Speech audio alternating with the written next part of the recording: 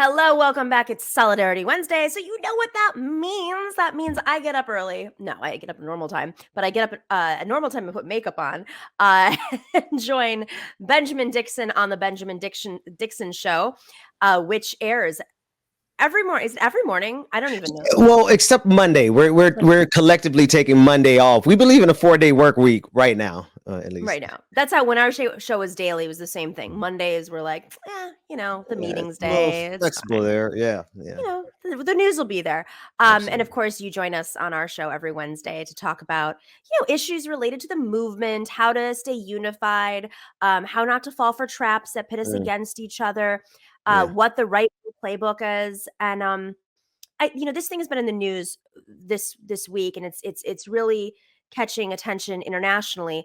Uh, in Canada, you may have heard that there are truckers who have been, I should say it's a minority. We had David Dole on, who's from Canada, who told us it's not really a reflection of the entire trucking world workforce, but Mm, there's a minority of truckers who've mobilized to the capital to protest essentially, COVID restrictions, what mhm. everybody else on the planet has had to face. And it's gotten a little testy, so much so that government has cracked down on them, probably in a way that I don't even know if we would do it in our country. But let's just start off with like, what are your thoughts on this? Like, this is a little bit different, especially given all the supply chain issues, and we'll Mhm. touch on that in a second. But what is your Yeah. thoughts on just this happening in Canada? Well, I think, well, just from that perspective, bigotry doesn't go away just because they're a little nicer, right? Right. And have a reputation of being nicer. That's number one. Number two, it was something that you just said. I guess we were off air, but it's it. I It's making it seem as if it is a labor movement. And I had not really thought about that until you mentioned it a few seconds ago. And that's really a deceptive move, but it's a really effective move in terms of the propaganda machine. It is also an extension of the idiocy of the moment that we're living in, right? Mm, I mean, at the core of it, we're really talking about saving their lives. right. But okay, if you want to die, die. I mean, it's interesting because I look at Canada, I think, why Canada? Why didn't this happen here? And Mm, I immediately you're an organizer, you've organized on the ground, you know very well what kind of dirty tricks Republicans play and how they tap into the fears of communities yeah, that may not even realize where these ideas are coming from or spreading to. yeah. But this is a workforce. Long haul trucking is dangerous. It's especially dangerous in the United States, which I'll get to in a second. Just some information that folks may not know about long haul trucking. It's lonely, it's isolating, uh, and simultaneously, you're on the open roads. But in Canada, there is obviously more of a left kind of. It doesn't mean that libertarianism doesn't exist, and they don't fall for the same right wing messaging. But I do find it very interesting that it didn't come from our right wing in the U.S., which is full of organizing on in this aspect. So I'm wondering if there's something geopolitical here, and if this is sort of like a strategy by the right to co-opt a what seems to be a labor movement and channel energy not into hey, we want better wages, we want fewer hours, we want more safety precautions or whatever, and really making it about like we don't want to wear masks, Right, go storm our right. government, channeling that. They're very effective. With I think it is the propaganda. And I do think it is a strategic move more so than anything else. With one exception, I mean, I would say the truckers they are probably listening to some of the same things, whether they're getting it over the internet or the radio. I mean, we do know that's truckers. That's where Rush Limbaugh did all his work. Right. I mean, Good point. those are long hauls. Those truck stops are lonely truck stops. They have to take showers at the Yeah. truck stops, right? And in some cases, my colleague Rebecca, she actually worked at a facility, and it's so bad truckers die in their trucks. Oh my And God. so but that was a perfect breeding ground for the right. And now to see it move north of the Mm, border, I'm not surprised because our media is internationalized now as that's well. right. That's right. So I want to share some information that folks may not know about truckers that the New York Times published. And it was interesting. So The supply chain disruption has reminded the world of the economic centrality of long haul trucking. I want to go back to that because free trade, I believe, has led to some of this. Mm, A lot of things that we fight against. The life of a trucker, of a driver, hauling 53-foot trailers alone on open highways, thousands of miles a month, isn't for everyone. The typical long haul tractor trailer driver registers 400 to 700 miles a day, or about 125,000 miles per year. That's enough to circumnavigate the globe 5 times. mm. The typical driver works 60 to 70 hours a week, including Yep. time waiting to load and unload, while spending some 300 days a year on the road. Yeah. Only 7% of the between 300 and 500,000 so-called over-the-road truck drivers in the United States are women. And women tend to be better drivers. Just want to share that. No Companies have comment. I'm not touching that one. Mm-mm. I Go mean, we ahead. have better aim. I do know that as a fact. Like when it comes to sharpshooting and whatever, like Oh, I thought you arrows meant and with like hitting us with the car. I thought when we say better aim, I was like, wait a minute, this took an unexpected turn here. with all weapons. Companies have sought to recruit more women whose numbers have increased in local driving jobs, but efforts to expand their ranks in long haul driving have confronted persistent sexism and sexual harassment. Also, let's be clear: like we know that women, tend to take on more of whether they want to or not, more of the family caregiving roles, and so Right. it's not easy to just like abandon your family. Yeah. Um, the median annual pay for tractor trailer drivers who are paid by the mile was $47,000 as of May 2020. Since then, firms have raised pay while dispensing bonuses up to $10,000 for a new hire. And trucks haul more than $10 trillion of American goods per year, or more than 70% of all of the products shipped in the United States. So there's lots of issues here, right? You have a workforce that's, I'm sorry, a median of $47,000 a year for this type of work. Yeah. You know, is it protected? They're long hours. It's supposed to be highly regulated. Um, it's really tough work, and you're not around your family, and you're on the road all the time, and 50 days off a year. It's tough, but it's It's tough work. Yeah. also the demands of it, especially with COVID, right? And how everyone was going on Amazon. A lot of the demands are because of our consumer economy that has Okay. been spread by globalism. Essentially, I don't want Yeah. to use globalism because that's the That's the word key that. word. That's a key word for the right. But yeah, no, I'm with you though. I'm with you. I was So yeah, go ahead. no, I was I'm just curious how much of that, trillions of dollars is junk. Consumerism oftentimes does come down to junk that we end up throwing away. I'm sure there's all kind of life-saving things that truckers are, and I'm not. This is not to shine any negative light on the truckers, right? No, not at all. Because honestly, I do feel like they are taken advantage of. They are exploited. They are, and they. This is where what you said resonated with me the most, Nomiki. They are spending this as if it is some type of solidarity amongst truckers, but the people they're spending it on behalf of, they're the people who are exploiting the truckers, That's right. right? And so you now have the truckers in solidarity with the very people who are exploiting them. And that's the Republican strategy always.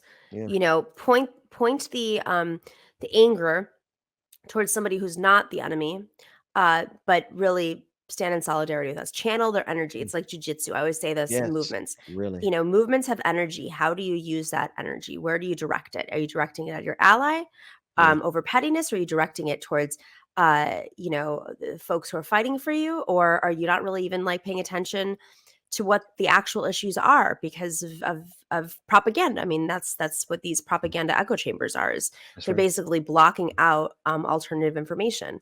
Um, yeah, I find this like a really interesting phenomenon, and I'm not. And the international component is odd to me also. Yeah. Just given that Canada is supposedly our ally. Hmm.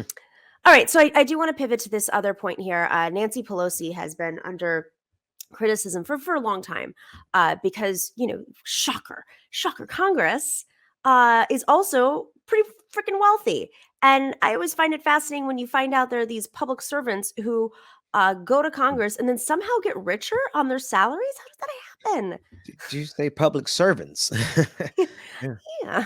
Yeah. But some of this is there is a they invest in stocks, and uh, this is very complicated, obviously, because some people sit on the financial services committee. Yeah.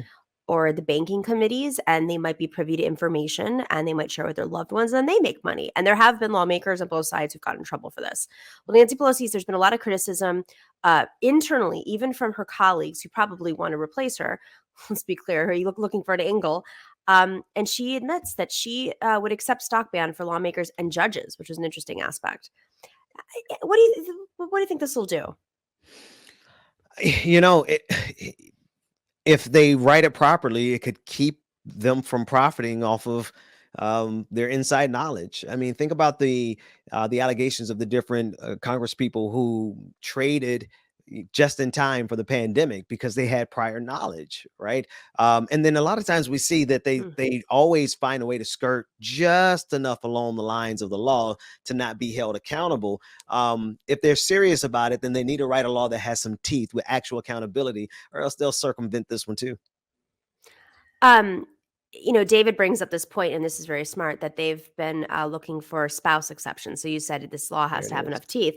There it is. I mean, she's notably married to somebody who's does investment work and makes a lot of money. It's kind of like shocking that Yeah. this is even allowed ethically. I mean, to average person, this is like really shocking. But judges, I Yeah. mean, judges too. Like what? You would think this is common sense, and shout out to John Ossoff from Georgia, who really kind of took the lead Yeah. on at least some components of this, and just took it. He stood out and said that no, this is something that should not happen. So I'm not always on their side, but whenever they do good, that was good on him, and I think that has some impact here. Why do you think he did that? Is there any sort of Because, like you said, I think it's just pretty straightforward. The most inside information you're going to get outside of a corporation is going to be the insight committee, right? I mean, just all the different committees that so much information is passing through. It is just common sense to anyone. So I don't know if he had an ulterior motive, but I'm with you. I think it's just common sense. well, and this reflects in policy too. So if you're literally invested in the stocks of a That's company, right. which is essentially you're part owner, like as a publicly traded company, are you going to pass laws that minimize profits in some way? That's right. That's right. Back unions that minimize profits. Yeah, I mean, talk about racketeering at the end of the day. I mean, Mm, the information that flows through and the coordinated, oof, like if there was real accountability, this would never have happened in the first place. 100%. And the fact that judges, I mean, David also brought up Stephen Donziger's case. I mean, this is Yeah, that's Stephen right. Donziger, of course, That's right.